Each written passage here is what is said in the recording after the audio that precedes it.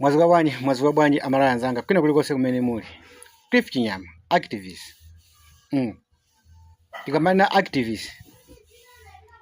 Timakhala tikulankhula kuyimirira anthu. Akamanena dziko so ndi anthu. Ife timayimirira anthu amenewo. Pamene taona chinthu china chake sichikuchita bwino.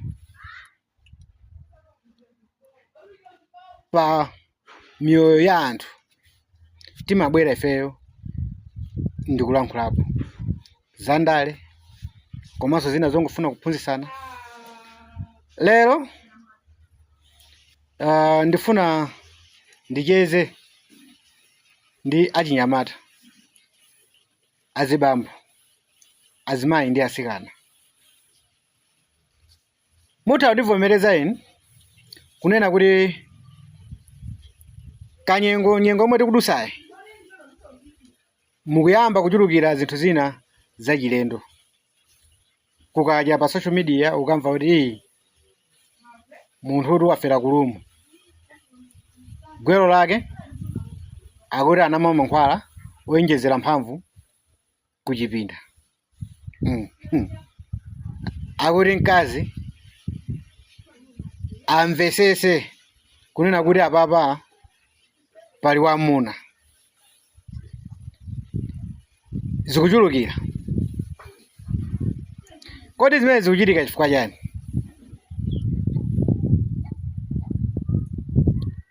Gwero lina la zinthu ngati izizi limabwera ndi asikana kapena azimayi ndigunda magawo lonse.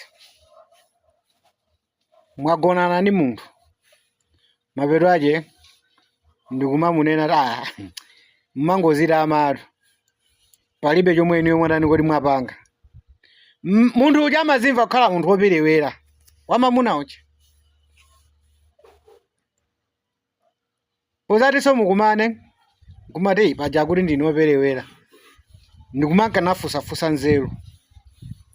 Ena kumana ati ayesani mankhwala akuti ukamwa amene wawa ndi kuti katundu sosamagwaso ageji imangokhala yotani kuti yokwera. Zosalira zaje ukapita kukayesa zinthu zija zomwe akuuza anzako pakucheza kwako zikutengera moyo. Mulungu pamuti ulenga munthu anamulenga ndi chinthu china chilichonse chokwanira. Anamulenga wamphamvu. Ni mphamvu ziti zomwe mukufuna kuti munthu akuonesereni? Azimayi, asikana, takhutitsidwani ndi a boyfriend anuwo mmene iwowo alili. Khutitsidwani ndi amuna anuwo mmene alili.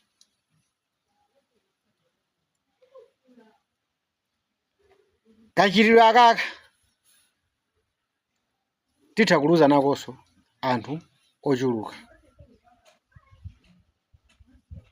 Penanso ndi ainu ake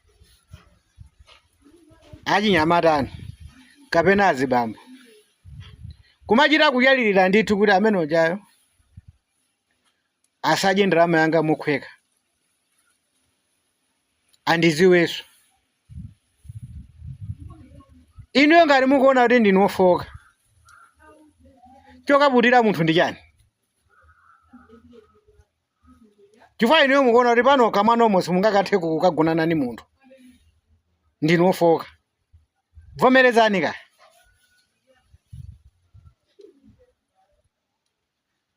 Vomerezani ndinu wofoka. Musamapute anthu. Wina lesa ulengera mphamvu zake. Ngakhale pa moyo wathu kusiya za kuchipindachi. Munthu wina atha kunyamula 50 kg. Wina 50 kg yomwe sanganyamule. wina kumakwera paka na 90 kg 100 kg 150 kg alipo anthu amenewo.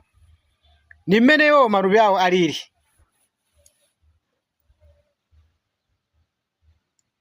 Ne silingapange tonse zinthu zofanana.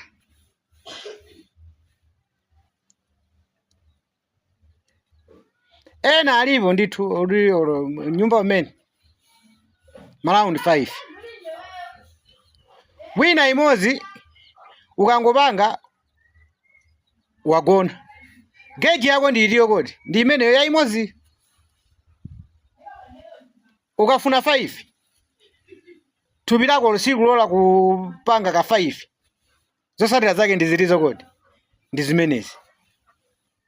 Chimodzimodzi munthu akuzwa kuti geji yayo atha kunyamula katundu akulekera paja noti pa 50 kg ndi akaziwumiriza kusenza 90 kg apeza vuto. Ni mmene matupi athu alili. Tivomerezeni mmene ife tilili. Tisamatchuke dziko lisamatchuke ndi zinthu zopepera. Mwamva ayi wina wagwa kulumu kufufuza wamangwankwala.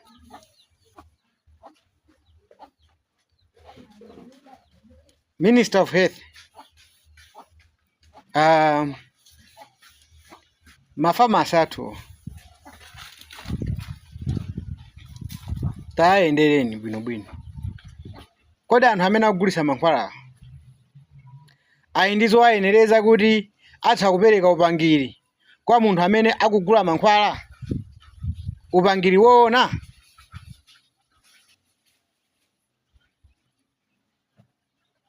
Chifukwa izizi ndi sizikumveka bwino. Ndifuna kuona ndithu kodi mankhwalawo ndi olondola? Tikuamva amene akumatenga anthuwa, amene akunyamula miyoyo ya anthuwa,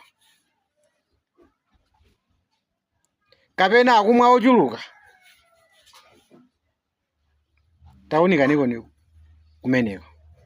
Koma koposaposa ifeyo ainu ake nkhati anthu tinawo udindo oziunikira tokha, ozisogolera tokha ku moyo wabwino, osamangoyesa zinthu zina zilizonse. Tanena kale wina aliyense ayi ndi limiti yake ya mphamvu. Tivomereze mphamvu zomwe ifeyo tili nazo. Tikamuona mwina nzimayi akutikakamiza kuti tipange mopitirira mphamvu zathu, ayi mmasukireni kuti ayi ine malire anga ndi atiwo kodi. Mwina ngati iye akuona tisakukhutitsidwa, uli bwino ubwezi umenewo uyimire pamenepo, chifukwa ukutengerani moyo.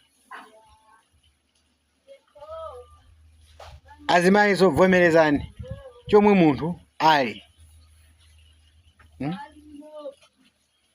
Kusiyana kumanena kuti ayi inu ndinoperewera mphamvu, zotsatira zake zitha kuchitika ulo m'manyumba mmene mwaberekerana, mwapitana mukula, mphamvu zimachepa, mukumuwumiriza nzanu kuti azipanga zopitirira mphamvu zake, zotsatira zake ana kuwasiya pa umasiye.